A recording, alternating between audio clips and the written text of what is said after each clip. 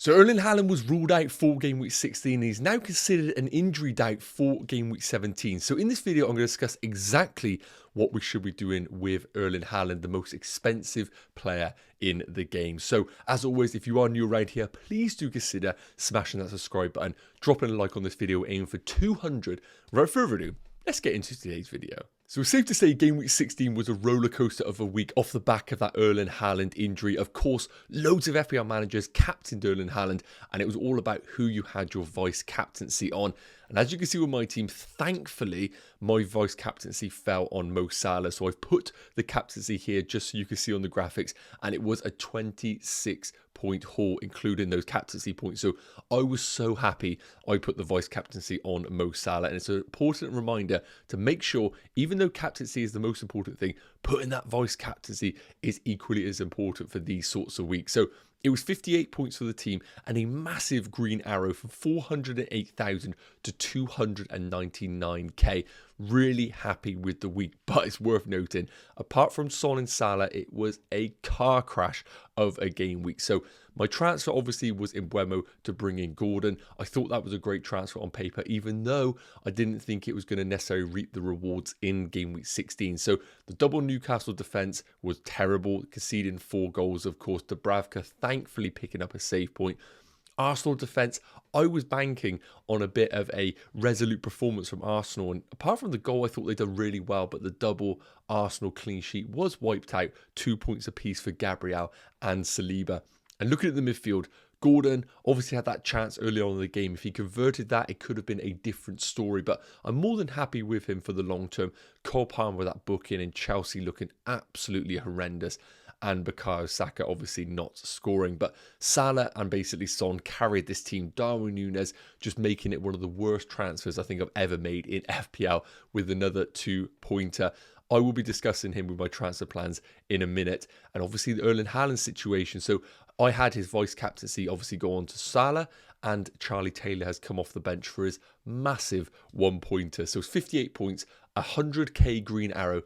Let's take a look at my Game Week 17 transfer plans and what you should be doing with Erling Haaland. So here's how the Game Week 17 team is currently looking without any transfers. I have 1 free transfer and 1.9 million in the bank. Now, of course, Erling Haaland is the hot topic right now, but I just want to quickly look at the rest of the team to see if there are any other pressing matters that I need to address. So I'm going with the double Newcastle defence. Now, they haven't been impressive at all over the last few weeks, and we do have that massive AC Milan game midweek, so that could be another fixture too many for this Newcastle team who are already stretched with all the injuries that they do have. So I will reassess that situation closer to the deadline, but right now I am going for Dubravka and Livramento at home against a free scoring Fulham team. So doesn't sound too good right now on paper. And of course, with Trippier being ruled out because he has a 1-game ban with 5 yellow cards accumulated, I think Livramento's game time is absolutely locked in unless he was to pick up an injury during the midweek.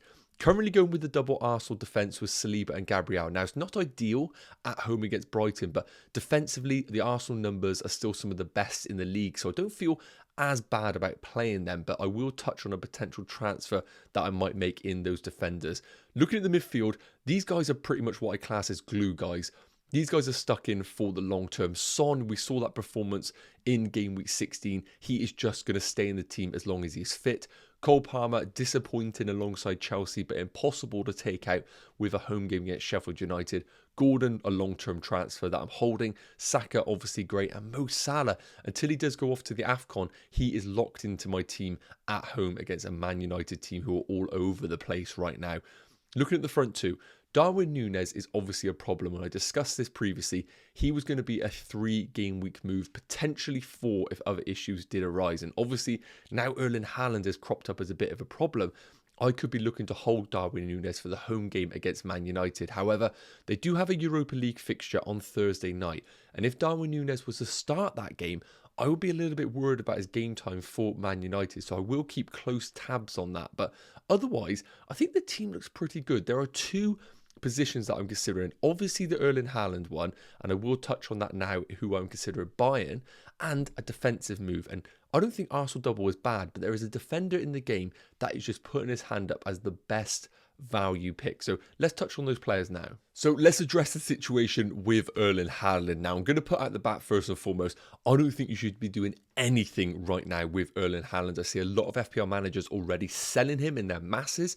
We need to remind ourselves there is a midweek Champions League game for Man City. Now, because they already locked up their position in that league, they're not really going to be playing their best team, and I doubt we'll get any major information regarding Erling Haaland, but I think it's worth waiting nonetheless for those press conferences in the Champions League and, of course, later on in the week, because once we move away from Erling Haaland, it is a big commitment, so I think sometimes we do need to just tread a little bit carefully with our moves. Now, this is the latest update from Pep Guardiola. Now, he has kind of said different things and people have kind of taken them differently, but this is taken from an account called FPL Goldfish here, obviously a great name.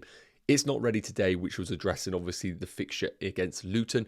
I don't think so in Crystal Palace. Hopefully can be ready in Saudi Arabia. So obviously in this situation right now, if these quotes are taken literally, he is going to be ruled out for game week 17, which we can see on the fixtures there.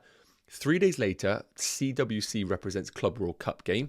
They have their fixture, and then they have a nice break 8 days before game week 19 away against Everton. 3 days after that, Sheffield United at home before a big 2-week break over the new year. So in terms of the fixtures for Erling Haaland, if he was to miss game week 17, which isn't ideal, obviously at home against Crystal Palace, they then blank in game week 18, which we really do need to remember. And if he is going to be ruled out for game week 17, I think selling him is the right move. We're going to have Mo Salah leave the Premier League for obviously the AFCON in game week 21. So if you can hold off not buying Haaland until then, you will obviously free up some funds to sell Salah to bring Erling Haaland into your team. The big problem is you're going to want Erling Haaland for that Sheffield United game if you haven't already bought him in for game week 19. So my advice is this. I think selling Erling Haaland if he's ruled out for game week 17 is the correct move.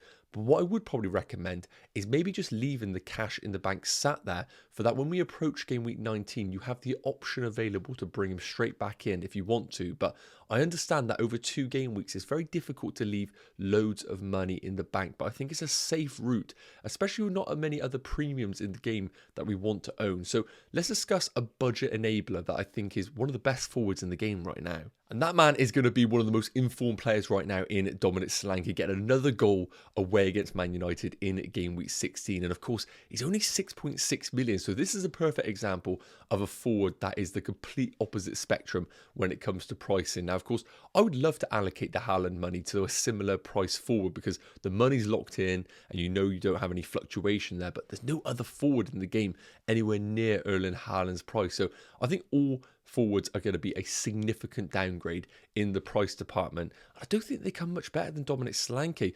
Game week 17 at home against Luton. Now, I know Luton have put in some great performances recently, and they don't get beat by a lot of goals. However, a lot of their great performances have come at home, away from home against this Bournemouth team who have really started to click under Areola. I think this is a great opportunity to bring in Dominic Solanke for your teams. And beyond that, we need to remember game week 18 is a blank. So your Brentford and Man City players won't be playing. And Bournemouth are away against Nottingham Forest, which on paper, as long as Steve Cooper is in the team, that is a great fixture for them. And again, we need to look at the longer term.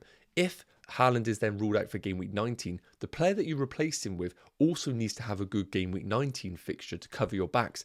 And he is at home against Fulham, who have been great recently, but I wouldn't necessarily say I'm scared of them defensively. So for the next 3 game weeks, because I wouldn't be really looking at Solanke after that, because you then upgrade him back to Dominic Solanke, or maybe you go sideways to another forward option, maybe an Nkunku once he's back at Chelsea.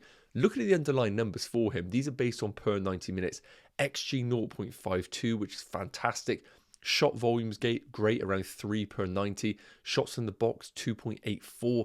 Even the expected assists, they're not great, 0.07. But whenever you watch Dominic Solanke in that Bournemouth team, I'm not necessarily thinking of him as just an out-and-out goal scorer. I do think he links up with the team well. He had a few opportunities against Man United where he tried to play Semenyo through it, and it was just short of picking up an opportunity for a goal there. So he offers best of both worlds. But what I love about it right now is you're buying a player who has guaranteed game time in a team that are actually the form team. And sometimes you need to buy the horse that looks like it is on form, and Bournemouth are one of those teams right now. So I really like Dominic Solanke as an Erling Haaland replacement. But remember, longer term, you need to do one or two things. You either downgrade to Solanke and push all the funds into maybe defenders and upgrade your department. But remember, how are you getting back to Erling Haaland? For me, I think Haaland down to Solanke makes loads of sense, and I would just sit there with loads of cash in the bank like a rich banker and then look to buy him back when he eventually does return after game week 18. But let me know your thoughts in the comments. Now, I spoke about a defender that is just absolutely standing out like a sore thumb right now, and that is going to be Spurs' Pedro Porro. Now,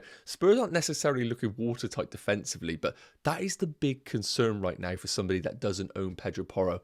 Anyone that watched the game against Newcastle, Pedro Porro was absolutely phenomenal. And the fact that he only walked away with 5 points is a blessing for those that don't own him, because they were only a few minutes away from a clean sheet. And that was going to be a monster haul for Pedro Porro. And to be honest with you, every single game week that passes, it feels like non-owners are getting lucky the fact that he isn't returning double-digit hauls. Whenever he picks up an attack and return, or they eventually get a clean sheet, his baseline bonus is ridiculous, and it basically guarantees that he is going to pick up a minimum of 1 bonus point. And when we look at our defenders right now in the game, unless you're sat there with a Trippier or a Trent, you probably have just a load of centre-backs in your team. For me, I have Gabriel, Saliba, Mark Guy, really boring centre-back options whose ceiling really is probably only a 7-pointer unless we get the rare attack and return from a set piece. I think Pedro Porro is one of those few players in the game that is just offering unbelievable value, guaranteed game time, and game week 17 away against Nottingham Forest is a really good entry point, followed by game week 18 at home against what is an informed Everton team, but I don't think it's a terrible fixture nonetheless. And also, I think he's a player that you can just keep long-term. Brighton away, Bournemouth at home, Man United away, Brentford at home. I think this is a guy that you just bring into your teams and keep for the long term. Now, of course, with the Reece James injury, with the hamstring injury, I think that's a blessing in disguise, because I think a lot of managers coming into game week 17 or 18 may have had a bit of a headache and maybe wanted to go for the upside of Reece James, but that injury that he sustained in game week 16 just confirms the fact that Pedro Porro is one of the best defenders in the game, and I would put him as more of a priority over Trippier and Trent Alexander-Arnold right now, just because he's only 5.4 million. So Pedro Porro is a player that may force himself into my team for a -4 at the sacrifice of either a Saliba or a Mark Guy. But let me know in the comments, are you already one of those that own Pedro Porro? So some final thoughts on my game week 17 transfer plans. If Erling Haaland looks like he is a massive doubt for the Crystal Palace game, then I will be looking to sell him for Dominic Solanke to bring him in for that great home game against Luton.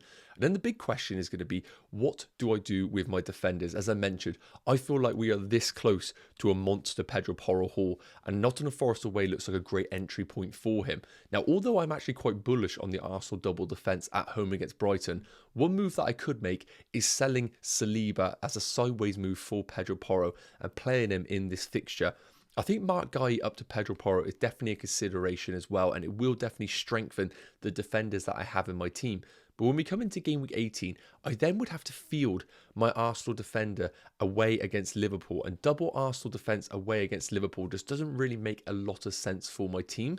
And then I would then have to make my Darwin Núñez to Watkins move in game week 18 regardless. So I don't have the luxury with my strategy right now to also make a defensive transfer in game week 18. So I'm very tempted to pull the trigger with a -4, do Haaland to Dominic Solanke if he is ruled out, and then make the sacrifice of Saliba to someone like a Pedro Porro, knowing that that is a long-term attacking move, even though I think the Arsenal double defence is still a great strategy for a lot of FPL managers. In terms of captaincy, I'm always going to back Mo Salah at home against Man United. I think they're in a really bad place right now, and the absence of Bruno Fernandes is only going to further enhance the issues that they do have. I could be tempted by Erling Haaland if he is confirmed fit, but I really do like Mo Salah in these big games against the likes of Man United. So that is how my Game Week 17 transfer plans are looking. Yes, guys, okay, that is going to wrap up today's Game Week 17 transfer plan video. Thank you so much for tuning in.